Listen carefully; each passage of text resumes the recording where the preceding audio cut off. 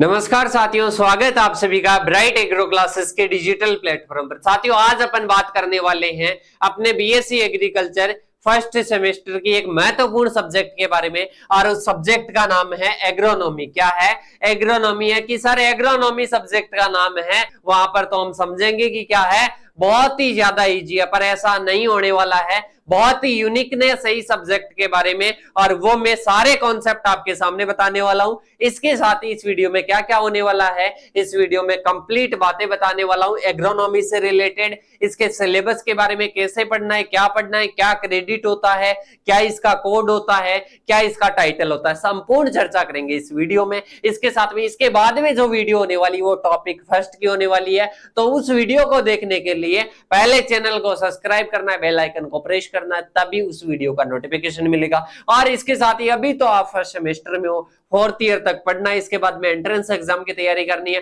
Competition exam की तैयारी करनी है, तो सबसे पहले क्या करना है, जो आपके चैनल सब्सक्राइब करने का मोड दिखाई दे रहा है, उसको क्या करना है, सब्सक्राइब करना है, दिख रहा होगा, कर लीजिए। सबसे पहले चैनल को सब्सक्राइब कर लीजिए। इसके बाद में ही आगे की ओर अपन चलते हैं, सिलेबस एनालिसिस की बात करते हैं। सबसे पहले जो सब्जेक्ट है ना, उसका क्या करेंगे, इंट्रोडक्शन करेंगे। तो सबसे पहले आते हैं अपन साथियों सब्जेक्ट की ओर। सब्जेक्ट की ओर आते हैं तो इसमें सबसे पहली लाइन आती है, उसको समझने की जरूरत है। एग्रॉन 111 मतलब साथियों, इसका मतलब है कि ये क्या है, इसका कोड है। कोड की मतलब समझे, 111 का मतलब समझना। फर्स्ट जो है वो किसका आता है साथियों, वो कि आप फर्स्ट ईयर के स्टूडेंट हो। दूसरा फर्स्ट आता है कि आप फर्स्ट सेमेस्टर के स्टूडेंट हो। तीसरा फर्स्ट आता है कि आप क्या हो साथियों, आप जो एग्रोनॉमी पढ़ रहे हो ना, वो एग्रोनॉमी का कोर्स एक ही है, मतलब ये फंडामेंटल भाग है इस सेमेस्टर में। ये 111 हो गया। इसके साथ में ही अपन बात करें तो यहाँ पर क्या आता है साथियों, फंडामेंटल्स ऑफ एग्रोनॉमी, मतलब एग्रोनॉमी का फंडामेंटल भाग पढ़ना है, वीड के बारे में और इरिगेशन के बारे में। जो आपके 11वीं 12वीं में टॉपिक्स दिए हुए थे बस वो ही है, पर इनको लिखने का तरीका, जो चीजें है ना, वो सारी चीजें अप्लाई करनी होगी। और प्लेलिस्ट जो बनी हुई है, उस प्लेलिस्ट में कैसे आपको लिखना है और कैसे आप अपनी ओजीपी को इंप्रूव कर सकते हो, सारी चीजें इसमें दी हुई है। इसके साथ में ही ये क्या है, अपने क्रेडिट है 4 क्रेडिट वाली, सबसे ज्यादा क्रेडिट वाली फर्स्ट सेमेस्टर की जो सब्जेक्ट है वो है अपने एग्रोनॉमी। समझना ध्यान से, जैसे 60 नंबर आप एग्रोनॉमी में लाते हो, उसको 4 से मल्टीप्लाई करना। 60 नंबर आप लाते हो किसी भी सब्जेक्ट में 2 क्रेडिट वाले में, तो उसको 2 से मल्टीप्लाई होगा। मतलब ऐसे समझो कि जो अपनी ओजीपी में अपनी परसेंटेज में जो इंप्रूवमेंट होगा वो क्रेडिट के आधार पर होगा। मतलब सर्वाधिक किसका होगा, जिसका सबसे ज्यादा क्रेडिट होगा उसका सर्वाधिक इंपॉर्टेंस होगा। इतनी चीजें समझना, बस ये बेसिक है। इसके अलावा बाकी वीडियोज में मैं कंप्लीट इनकी डिटेल्स बता चुका हूं कि सर जो एग्रोनॉमी है ना, वो तो हम पहले ही पढ़ चुके हैं, क्या अब भी अच्छे से पढ़ना होगा साथियों। अब एग्जाम्स आ गई है थ्योरेटिकल, थ्योरी में लिखना बहुत ज्यादा इंपॉर्टेंट है। पहले से प्रैक्टिस आपकी होनी चाहिए और अच्छे से सारे टॉपिक्स क्लियर होने चाहिए। कि सर इसमें सिलेबस कितना का है, सिलेबस की बात करता हूं तो लगभग 46 से 48 टॉपिक के लगभग है। और इसके साथ ही बात करूं ना कि सर इतने टॉपिक्स नहीं है, लगभग बात करें ना तो ये 6-7 चैप्टर से ये टॉपिक्स आते हैं। मतलब 6-7 चैप्टर के ही ये टॉपिक्स बन रखे हैं, छोटे छोटे पार्टों में डिवाइड है। अब कुछ साथी क्या कर लेते हैं, कोई बुक उठा लेते हैं एग्रोनॉमी की, पढ़ने लग जाते हैं। अरे साथियों, क्रॉप्स वगैरह ये इतना डिटेल से नहीं है, इस सेमेस्टर में जितना है ना उतना ही पढ़ना है, क्योंकि ऐसी 10 सब्जेक्ट हैं, उनके जितने टॉपिक्स दिए हुए हैं उन टॉपिक्स के आधार पर ही पढ़ना है। ऐसे नहीं कि इकोनॉमिक्स सब्जेक्ट आ गई, अब उठा लिए जेट वाले जो नोट्स वगैरह है, क्रॉप्स वगैरह ये सारी रट दी, बाद में सिलेबस को देखे तो ये तो टॉपिक ही नहीं है, यहाँ से तो क्वेश्चन ही नहीं आ रहे। तो वो सारी चीजें मैं आपकी क्लियर करने वाला हूँ। इसके बाद में अपन सबसे पहले बात करें, पहला टॉपिक है एग्रीकल्चर की डेफिनेशन, इंपॉर्टेंस ऑफ एग्रीकल्चर। मतलब एग्रीकल्चर, कृषि की डेफिनेशन क्या है, इसके साथ में इसका महत्व क्या है, ये आपको बताना है फर्स्ट टॉपिक में। दूसरी में है, हिंदी में भी बता रहा हूं, हिंदी में भी नोट डाउन कर लेना सिलेबस को।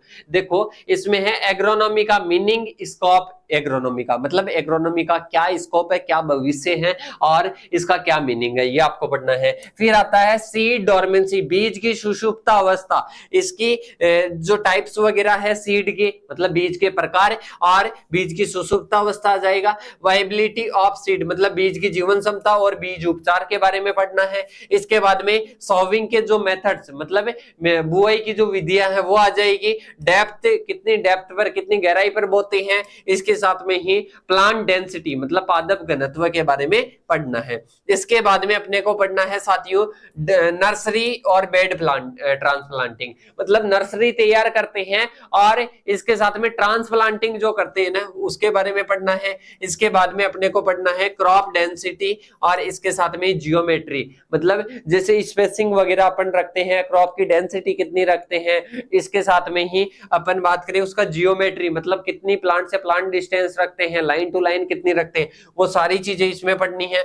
ऑप्टिमम प्लांट पॉपुलेशन, मतलब एक खेत में कितनी प्लांट की पॉपुलेशन होनी चाहिए ताकि उत्पादन वगैरह अच्छे से हो, वो पढ़ना है। इसके बाद में टिलेज की डेफिनेशन, मतलब भूपरिष्करण की परिभाषा वगैरह। इसके साथ में ही जो मिनिमम और नो टिलेज है, मतलब टिलेज के टाइप्स, भूपरिष्करण की परिभाषा, इसके प्रकार वगैरह, और मिनिमम और इसके साथ में जो नो टिलेज है इसके बारे में पढ़ना है। फिर नेक्स्ट है टिल्थ। टिल्थ आपको पता है किसको बोलते हैं? जो अपनी मृदा होती है, मृदा की जो भौतिक दशा होती है ना उसको क्या बोलते हैं? टिल्थ के नाम से जानते हैं, तो उसके बारे में पढ़ना है। और गुड टिल्थ, मतलब अच्छी भौतिक दशा की क्या क्या विशेषताएं उसके बारे में पढ़ना है।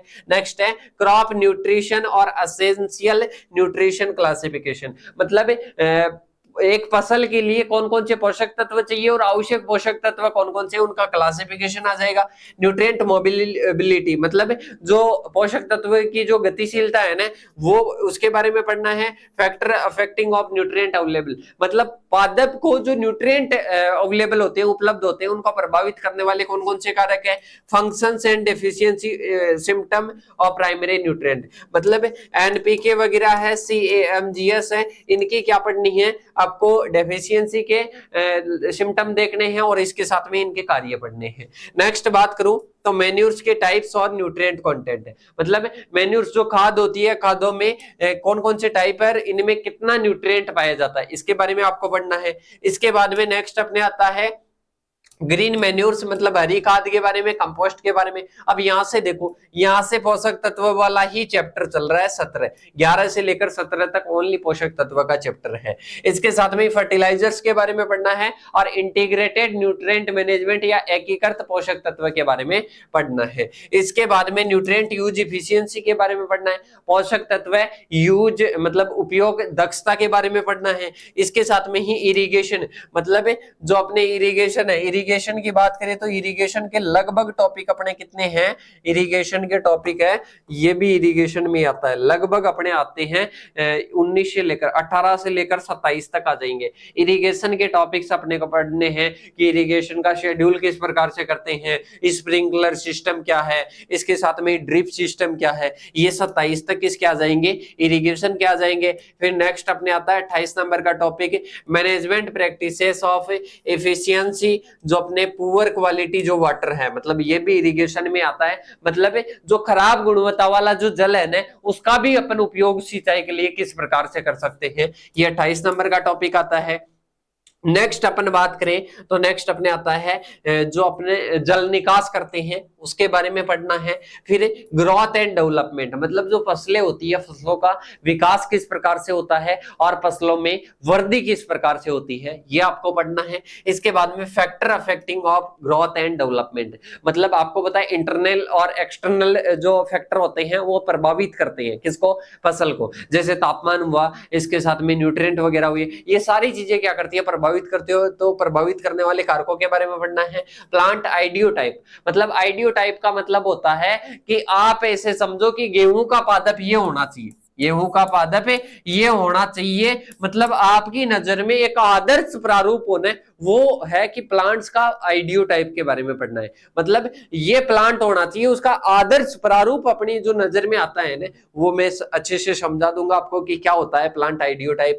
इसके बाद में फसल चक्र और इसका सिद्धांत आ जाएंगे। इसके बाद में एडेप्शन और डिस्ट्रीब्यूशन, ऑफ क्रॉप्स बहुत ही अच्छा टॉपिक है। एडेप्शन का मतलब होता है अनुकूल, अनुकूल का मतलब होता है जो अपन कोई भी क्रॉप कहीं पर भी लगा रहे हैं वहां पर अनुकूलन है नहीं है वहां की परिस्थिति, वो डिस्ट्रीब्यूशन मतलब कौन, जैसे गेहूं के क्रॉप की बात करें या धान की, मान लो धान को कहां कहां पर उगाते हैं, जैसे पंजाब है, पंजाब में वहां पर डिस्ट्रीब्यूशन है। इसके साथ में बाजरे की बात करें राजस्थान में, तो इंडिया में डिस्ट्रीब्यूशन कहां पर हुआ बाजरे का, राजस्थान में हुआ। इस प्रकार से क्रॉप का क्या पढ़ना है, एडेप्शन और डिस्ट्रीब्यूशन पढ़ना है। फिर crop management technology, problematic areas, problematic soils का क्या करना है अपने को, मैनेजमेंट करना है। अब बहुत सारे स्टूडेंट्स तो हिंदी में नहीं समझ में आएगा, पर मैं बता देता हूं क्या होता है प्रॉब्लमेटिक एरियाज। प्रॉब्लमेटिक का मतलब होता है कि जो समस्याग्रस्त मृदाएं होती है, जैसे अम्लीय मृदाएं होगी, क्षारीय मृदाएं होगी, इनका प्रबंधन आ जाता है इस टॉपिक में। इसके बाद में आता है हार्वेस्टिंग और थ्रेसिंग, मतलब जो हार्वेस्टिंग करते हैं, थ्रेसिंग करते हैं,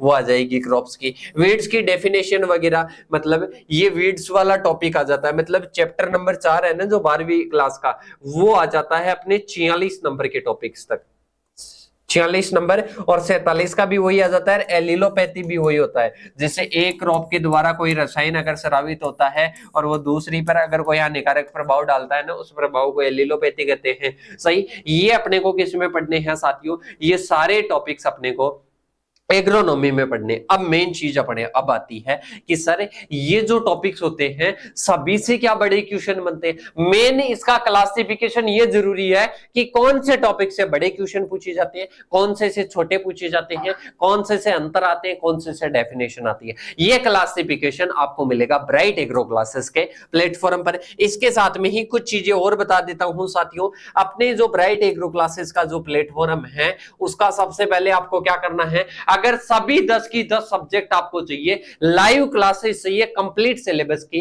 तो आपको ज्वाइन करना है ब्राइट एग्रो क्लासेस का जो फर्स्ट सेमेस्टर का जो लाइव बैच है, वो आपको मिलेगा अपने एप्लीकेशन पर। कैसे, एप्लीकेशन पर कैसे सर्च करना है देखना, ध्यान से समझना साथियों। ये प्रोसेस करने के बाद में आपको अपना ऐप मिल जाएगा। सबसे पहले यहां पर सर्च करना ब्राइट एग्रो क्लासेस और फिर ऐप पर क्लिक करना है और यहां पर इंस्टॉल कर लेना है, मतलब प्ले स्टोर पर आपको सर्च करना है मेनली। अब इसके बाद में अपन चलते हैं आगे की ओर। आगे है कि ये बैच कि सर कितने में मिलेगा, ये ओनली 70 रुपए पर सब्जेक्ट के हिसाब से, ओनली जो 10 सब्जेक्ट होती है तो कितना हो जाएगा, 700 रुपए में कंप्लीट अवेलेबल हो जाएगा। कितने में, ओनली 700 रुपए में कंप्लीट ऑन हो जाएगा। कंप्लीट क्लासेस, नोट्स और कौन से टॉपिक से क्या क्वेश्चन आ जाता है सारी चीजें बताएंगे। मतलब अगर मैं समझाना चाहूं एक ही वर्ड में तो एक डेफिनेशन पढ़ने के लिए भी बाहर नहीं जाना पड़ेगा। टोटल 10 सब्जेक्ट, मैथमेटिक्स वगैरह, इंग्लिश वगैरह सारी सब्जेक्ट। और अगर आपके कोई सीनियर्स वगैरह हो उनको पूछना कि कैसा प्लेटफॉर्म है, वो सारे विद्यार्थी है यहीं से अपने ब्राइट एग्रो क्लासेस के प्लेटफॉर्म से ही पढ़ते हैं। इसके साथ में ही आप सभी को क्या करना है, ब्राइट एग्रो क्लासेस का इंस्टाग्राम ज्वाइन करना है। अब ऐसे नहीं कि ये बेच लेंगे उन्हीं के लिए स्टडी मटेरियल,